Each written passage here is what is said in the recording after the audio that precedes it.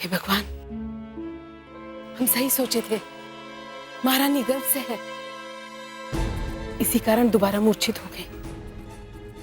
हम अभी जाको महाराज।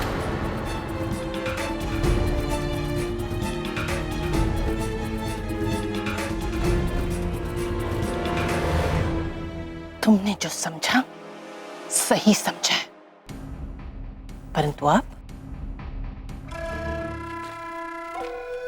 अब वही सत्य है जो हम कहेंगे वो सच होगा कि रानी गर्भवती है। ये बात स्वयं रानी को पता नहीं, ये बात केवल तुम जानती हो, दूसरा कोई नहीं। इस बात को होने से अब कोई नहीं रोक सकता। गंगाधर राव का दूसरा विवाह होकर रहेगा। सुन बुढ़िया, तुमने तो सच कहा था। आपका विश्वास नहीं है तो देखिए, महारानी की नाड़ी देखिए, कई सारे लक्षण गर्भवती स्त्री के होते हैं। परंतु हमारे वैद्य ने इस सत्य को झूठ से तक किया है। मुझे स्वयं पर और अपनी चिकित्सा पद्धति पर पूरा विश्वास है, और उसी आधार पर विश्वास से कहता हूँ कि महारानी गर्भवती नहीं है। हम अभी जाके महाराज को सब कुछ बताएंगे।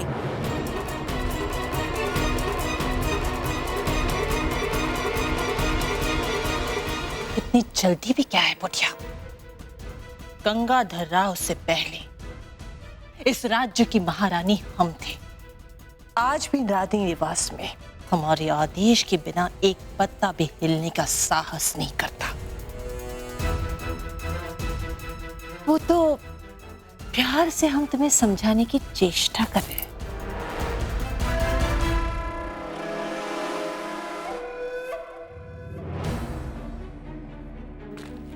जरा सोच बुढ़िया, सेठ साहूकार से लेके दीनहीन निर्धन तक किसी के भी घर में जब एक स्त्री गर्भवती होती है ना, तो बड़ी तुच्छता से कहा जाता है कि जाओ और जाकर किसी दाई को बुला लाओ। और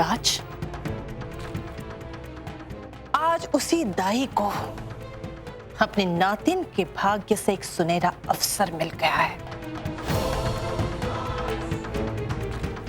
सोच, यदि तेरी नातिन रानी बन जाती है तो तू कोई दाई नहीं बल्कि झांसी की राजमाता कहलवाएगी। फिर इस महल में शान से तुम अपना जीवन व्यतीत कर पाओगी। महारानी साहिबा, हम छोटे लोगन के पास आपके जैसा धन तो नहीं। मूला इस दिल में सच्चाई का इतना धन है, जितना भी लुटावत जाओ घटत ही नहीं। अरे मूर्ख, तुम क्यों अपने ही हाथों से अपने नातिन का सुनहरा भविष्य मिटाने पर तुली हुई हो? आप हमारी नातिन की चिंता में काहे घुली जा रही हैं? होए ना होए, इमा कौनो गहरा भेद है जो सिंहासन की ताक में आकर अपने देवर का नहीं हो सका, वो हमारी नातिन का कैसे हो सकत है? हम इकू कर्मा आपका साथ नहीं देंगे। रत्ती रत्ती जाकर महाराज को बताएंगे हम।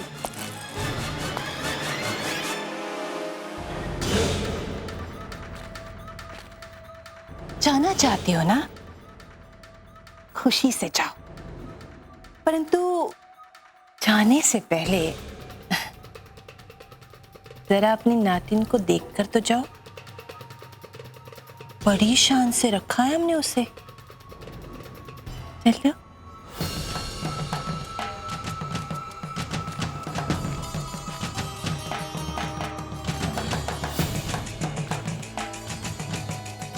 देखो,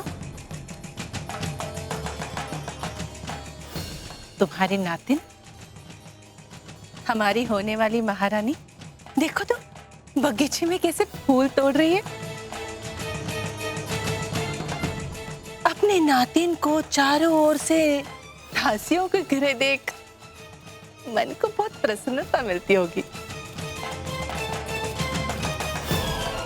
वो आपकी नातिन, उसके चहुं ओर दासियां और उनके चहुं ओर हमारे सैनिक।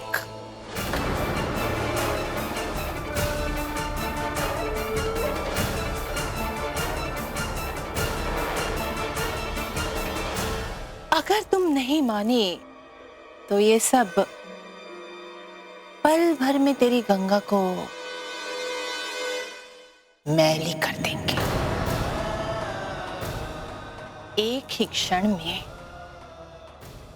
हम तुम्हारे नातिन को बेश्या बना देंगे।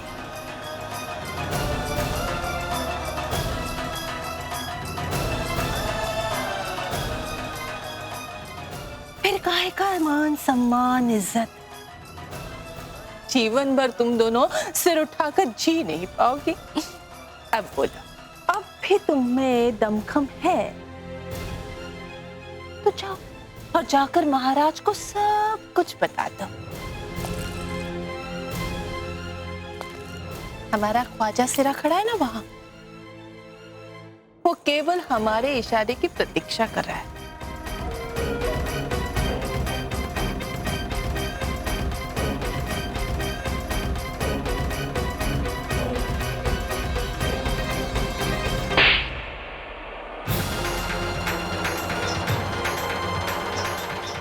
चुल्लू भर पानी में डूबकर मर जाओ। एक औरत होए के एक औरत के बारे में इतनी घिनौनी सोच। थू!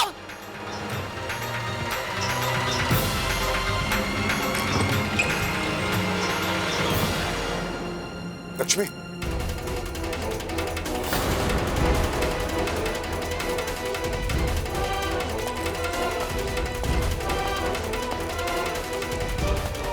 वैद जी,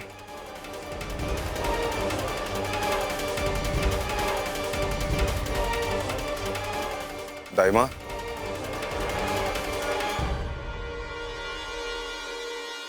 लक्ष्मी का स्वास्थ्य कैसा है?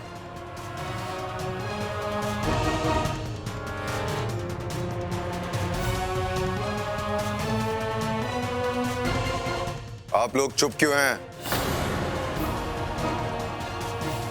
लक्ष्मी को क्या हुआ है? महाराज, ख्वाजा सिरा, इधर आओ।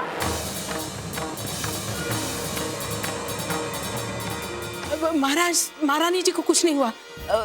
वो खून की कमी के वास्ते मूर्छित हो गए वो।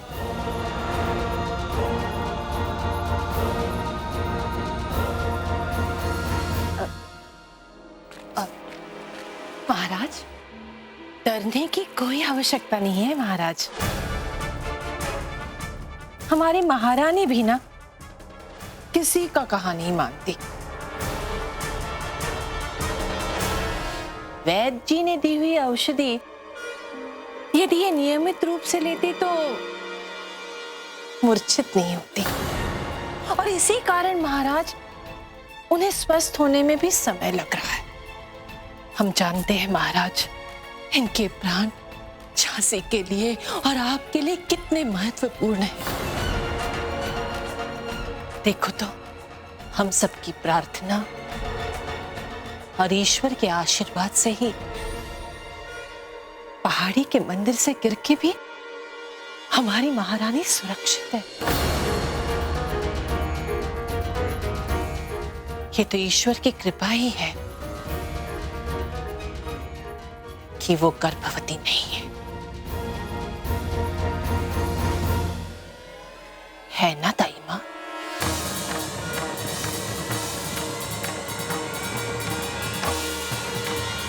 जी जी। सुंदर, हमने महारानी को नियमित औषधि देने का दायित्व आप पर सौंपा था और आपने वो पूर्ण नहीं किया। क्षमा महाराज, क्षमा।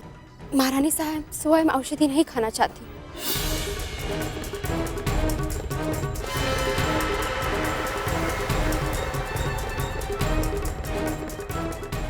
आप सब लोग जाओ।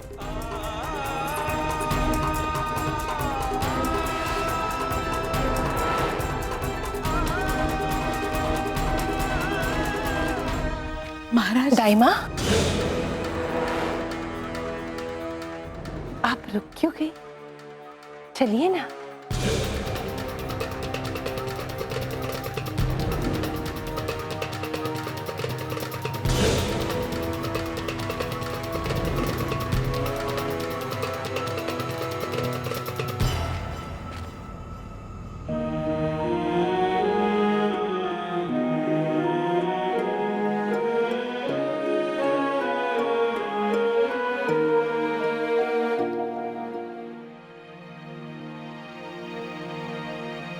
हम समझ सकते हैं कि आप पर क्या बीत रही होगी।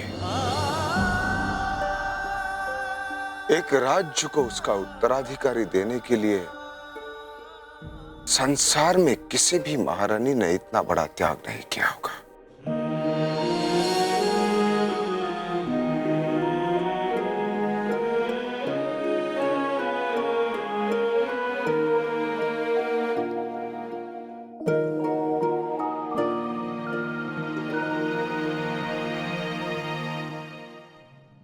महाराज,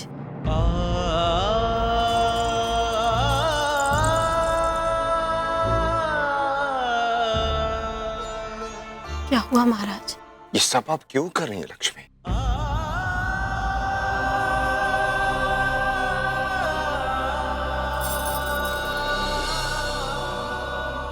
इस समय झांसी को उसका उत्तराधिकारी चाहिए, और ये उत्तराधिकारी हमें केवल गंगा दे सकती है।